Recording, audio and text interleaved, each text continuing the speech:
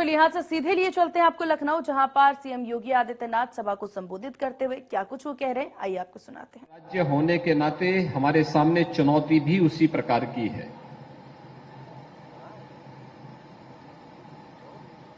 उत्तर प्रदेश की सीमा नेपाल से भी मिलती है, बिहार से भी मिलती है। झारखंड, छत्तीसगढ़, मध्य प्रदेश, राजस्थान, हरियाणा, उत्तराखंड और दिल्ली राज्यों के साथ भी हमारी सीमा मिलती है।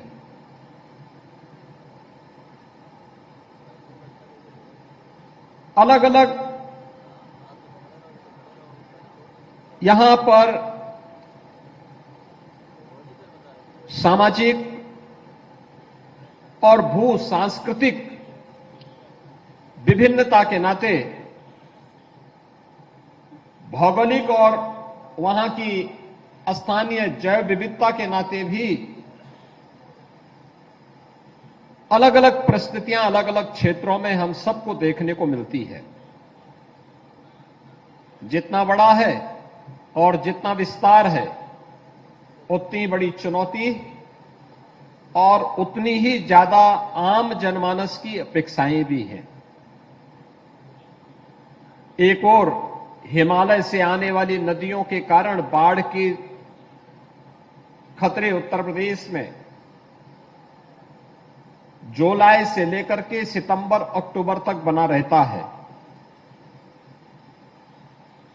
विंध्य क्षेत्र और बुंदेलखंड क्षेत्र में आकाशीय बिजली का खतरा अलग है। पश्चिमी उत्तर प्रदेश भूकंप जैसी त्रासदी के सबसे अति संवेदनशील जोन में से एक माना जाता है। तो उत्तर प्रदेश के अंदर तराई का नेपाल से सटा हुआ क्षेत्र मानव और वन्य जीव द्वंद्व के कारण भी जाना जाता है। 9 क्लाइमेटिक जोन उत्तर प्रदेश में है। स्वाभाविक रूप से 9 प्रकार की क्लाइमेटिक जोन के कारण आपदा की कम या ज्यादा आशंका वहां सदैव बनी रहती है। मुझे आश्चर्य होता था जब 2017 में प्रदेश में डबल इंजन की भारतीय जनता पार्टी की सरकार बनी, तो मैंने उस समय पूछा कि किसी भी आपदा से निपटने के लिए हमारे पास व्यवस्था क्या है। तो मुझे बताया गया कि एनडीआरएफ उत्तर प्रदेश के अंदर कुछ वहां पर वाराणसी में और अन्य कुछ जनपदों में सहयोग करने के लिए तैयार रहती है। पीएससी की फ्लड यूनिट काम करती है। मैंने कहा एनडीआरएफ है तो हमने एसडीआरएफ का गठन क्यों नहीं किया? प्रदेश में एसडीएमए क्रियाशील क्यों नहीं है? और प्रदेश के अंदर आने वाली इन आपदाओं को कम करने, इससे होने वाली जनधन की हानि को नियंत्रित करने के लिए आखिर कोई आवश्यक कदम क्यों नहीं उठाए गए? मेरा मानना है आपदा को केवल आपदा मान करके हम आंखें बंद करके नहीं रह सकते। आपदा आती है, अब टेक्नोलॉजी इतनी इंप्रूव हो चुकी है कि हम समय रहते अगर आपदा के प्रति आम जनमानस को जागरूक कर लें, तो मेरा यह मानना है कि आपदा से होने वाली जन और धन की हानि को न्यूनतम स्तर पर लाने में सफलता प्राप्त हो सकती है। और पिछले 6 वर्ष के अंदर प्रधानमंत्री मोदी जी के मार्गदर्शन में, उनके नेतृत्व में देश जब प्रगति के नए नए प्रतिमान स्थापित कर रहा है, तो उत्तर प्रदेश ने भी विभिन्न क्षेत्रों में जो प्रगति की है, उनमें से आपदा प्रबंधन का एक क्षेत्र यह भी है जहां पर हम लोगों ने आपदा को न्यूनतम करने और आपदा से होने वाली जनधन की हानि को भी न्यूनतम स्तर पर पहुंचाने के लिए जो कदम उठाए हैं, आज उसके परिणाम हम सबके सामने हैं। जैसे हमारे राज्य मंत्री बोल रहे थे, बाढ़ उत्तर प्रदेश के 40 जनपदों में बाढ़ के प्रति अति संवेदनशील और संवेदनशील है। 24 जनपद अति संवेदनशील हैं और 16 जनपद संवेदनशील हैं। लेकिन उत्तर प्रदेश के अंदर बाढ़ प्रबंधन के बेहतरीन प्रयास करने का परिणाम था आज 4 से 5 जनपद ही ऐसे हैं जहां पर बाढ़ के संकट से हमें बरसात में सप्ताह 10 दिन लोगों को कष्ट उठाना पड़ता है। शेष वहां पर अन्य जनपदों से इसे मुक्ति करने के लिए उठाए गए कदमों के बहुत अच्छे परिणाम सामने आए हैं। और बाढ़ के समय भी एनडीआरएफ हो या एसडीआरएफ, पीएसी की फ्लड यूनिट हो या फिर यहां पर उपस्थित आपदा मित्र जैसे स्वयंसेवक, ये पूरी जी जान से लग करके प्रशासन के साथ लग करके, पुलिस के साथ लग करके, जनप्रतिनिधियों के साथ लग करके जनधन की हानि को रोकने के लिए प्रभावी कदम उठाते हैं। और आज उसका परिणाम है कि बाढ़ आती है, लेकिन लोगों को एहसास हो जाता है कि बाढ़ आई है तो सरकार की राहत भी साथ साथ आ रही होगी।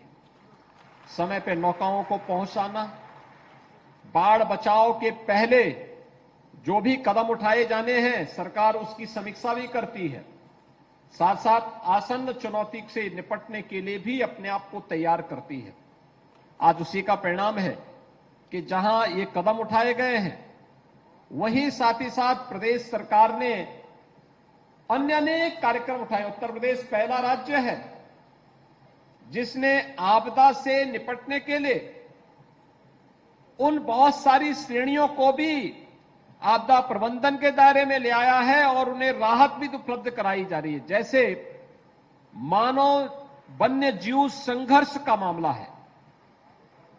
पहले मैं देखता था पीलीभीत में, लखीमपुर में, बहराइच में, तराई के जंगलों में किसी किसान या किसी नागरिक को वन्य जीवों से संघर्ष हो जाता था और जनहानि होती थी, उस परिवार को कोई भी कंपनसेशन नहीं मिलता था।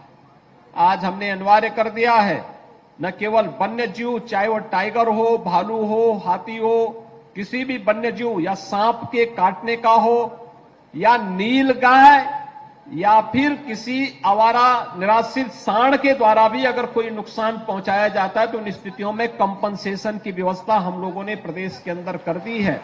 उस पीड़ित परिवार को तत्काल कंपनसेशन दे दिया जाता है।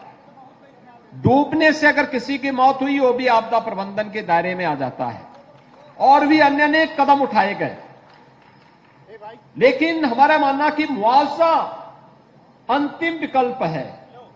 हम बचाव के क्या उपाय कर सकते हैं? मुझे याद है आज से 4 साल पहले एक साथ आकाशीय बिजली से बिहार और उत्तर प्रदेश में मिलाकर के लगभग 120 से अधिक मौतें हुई थी एक ही दिन में।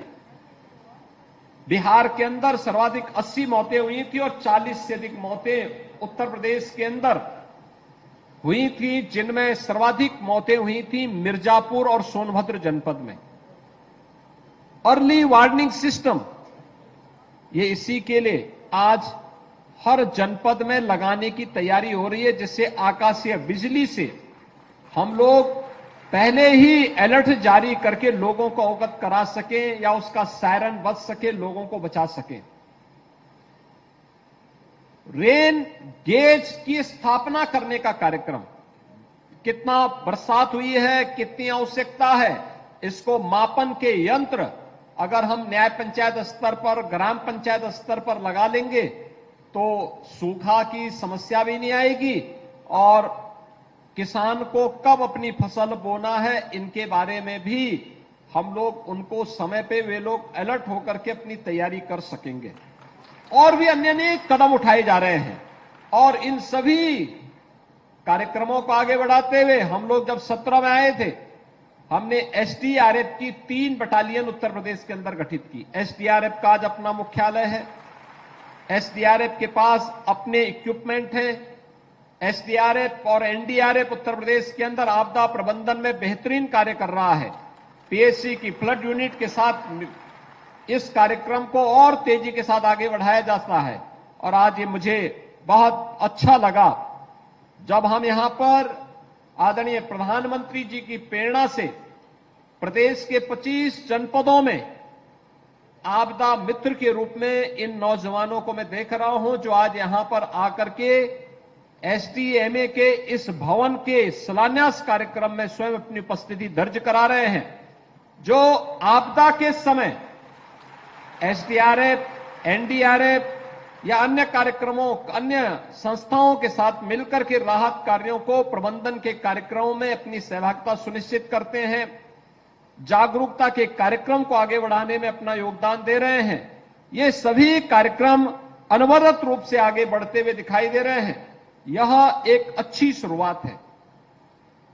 प्रदेश के अंदर हर आपदा को न्यूनतम स्तर तक पहुंचाने के लिए डबल इंजन की सरकार निरंतर कार्य कर रही है। और मित्रों, उसी कार्यक्रम को आगे बढ़ाने के लिए यह इतनी अच्छी लोकेशन पर 1.5 एकड़ भूमि राज्य सरकार ने यहां पर एसडीएमए को, राजस्व विभाग को सौंपा और एसडीएमए का यह भवन, उत्तर प्रदेश राज्य आपदा प्रबंधन प्राधिकरण का यह भवन यहां पर अब बनने के लिए तैयार है। आज यहां पर इस पूरे भवन की जो लागत है, यह 66 करोड़ 40 लाख की लागत से यह भवन यहां पर बनेगा।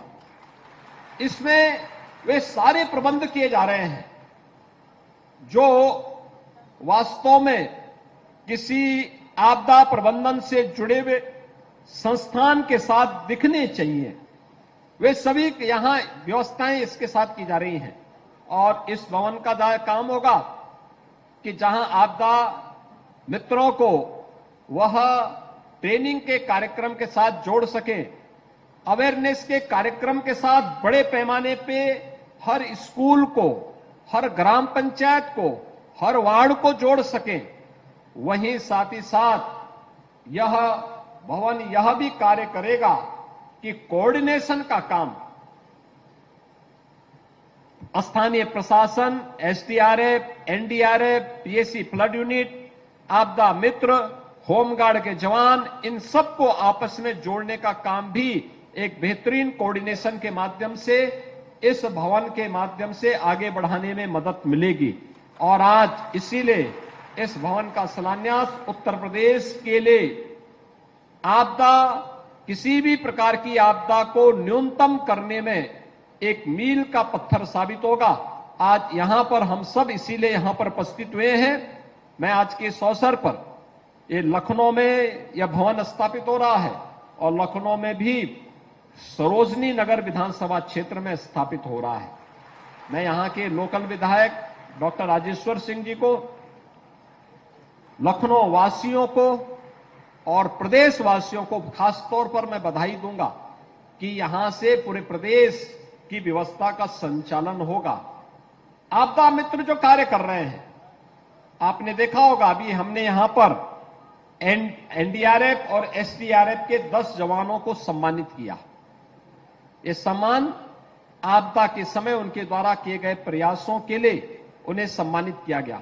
आज एनडीआरएफ और एसडीआरएफ हर एक मामले में सहयोग करने की, और डूबने में ही बचाव का काम नहीं करती है। बड़ी बड़ी अग्निकांड की घटनाएं होती हैं, उसमें भी उनके द्वारा, या कहीं कोई भवन गिर गया उसमें भी वह सहयोग करते हैं, कहीं कोई एक्सीडेंट हो गया है, हर प्रकार की आपदा में ये लोग सहयोग करने के लिए तत्पर होते हैं। जैसे उन्हें सम्मानित किया गया है, उनकी सेवा को सरकार के द्वारा सम्मानित किया जा रहा है, वैसे ही आपदा मित्र भी इन कार्यक्रमों के साथ आगे बढ़ेंगे। यहां पर तमाम प्रकार के आपने कार्यक्रम देखे होंगे।